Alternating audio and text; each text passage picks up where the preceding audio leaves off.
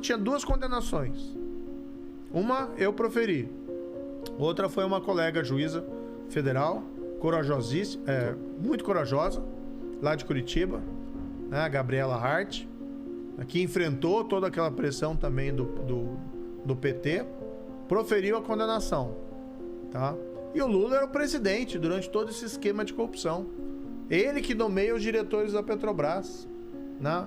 E esse esquema de suborno, entre outras coisas, visava dar apoio político ao governo dele. E manter, né?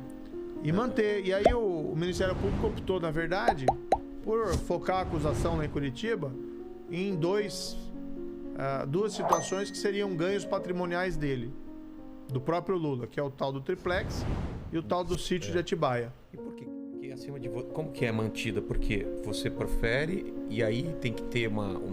o que a gente tem no nosso sistema de justiça? Né? Tem um juiz de primeira instância que profere a decisão. Foi você. Isso. E aí você tem um recurso. Que eles pedem recurso. Pedem um recurso para um tribunal. Lá em Porto Alegre. Mas jogando para outra instância ainda? Outra instância. Daí foi para Porto Alegre, o tribunal manteve. Que é a segunda instância. Segunda instância. E da minha decisão ainda o STJ lá em Brasília, que é a terceira instância, manteve. Caberia, eles poderiam mudar. Ele foi condenado. Na verdade, a condenação poderia mudar. Tá. O tribunal mudou até. O tribunal de Porto Alegre aumentou a pena. Eu tinha condenado ele a 9 anos, o tribunal puxou para 12. Aí o STJ em Brasília puxou para 9 de novo. Entendi. Né? Mas a condenação foi mantida por 9 juízes. Então, eu, 3 em Porto Alegre, 5 lá em Brasília. Aí depois veio a decisão, ano passado, que a gente viu... Mas como que pode? Isso que eu não entendo. Tem todo esse trabalho.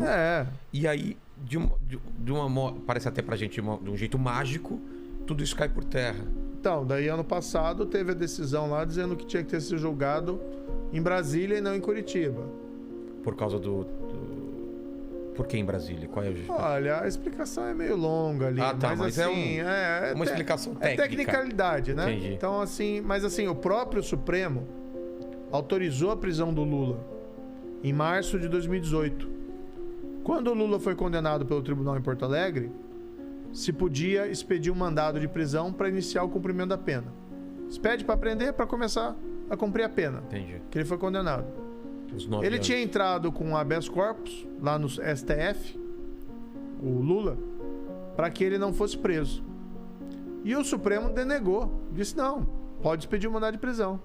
Então ele só foi preso porque o Supremo autorizou.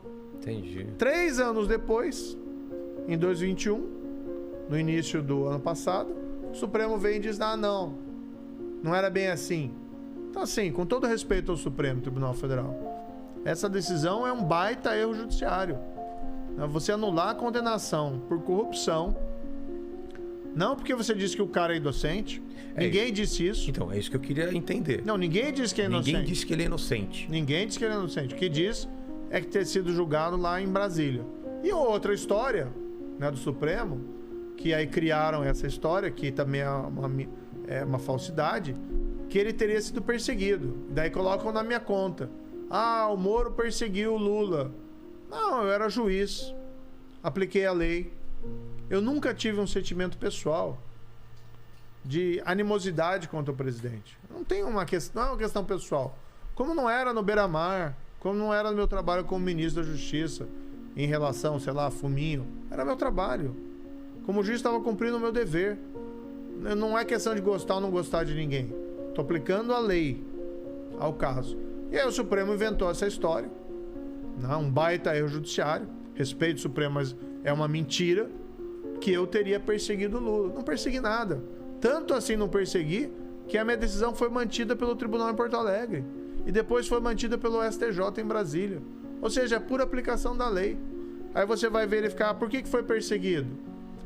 Porque mandou lá conduzir o Lula para depor. A coercitiva. Era o que se fazia na época com todo mundo, né?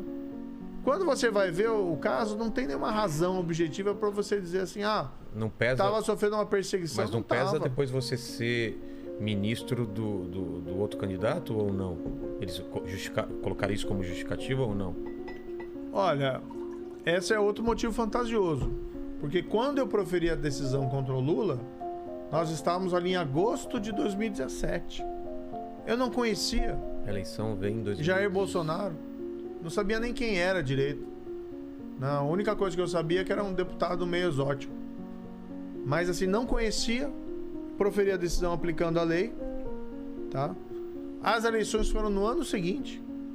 E o que aconteceu? Depois das eleições, eu recebi um convite do presidente, né, eleito, Bolsonaro, que basicamente me dizia o seguinte: quero que você seja ministro da Justiça, você vai ter carta branca e você vai poder continuar com o seu trabalho.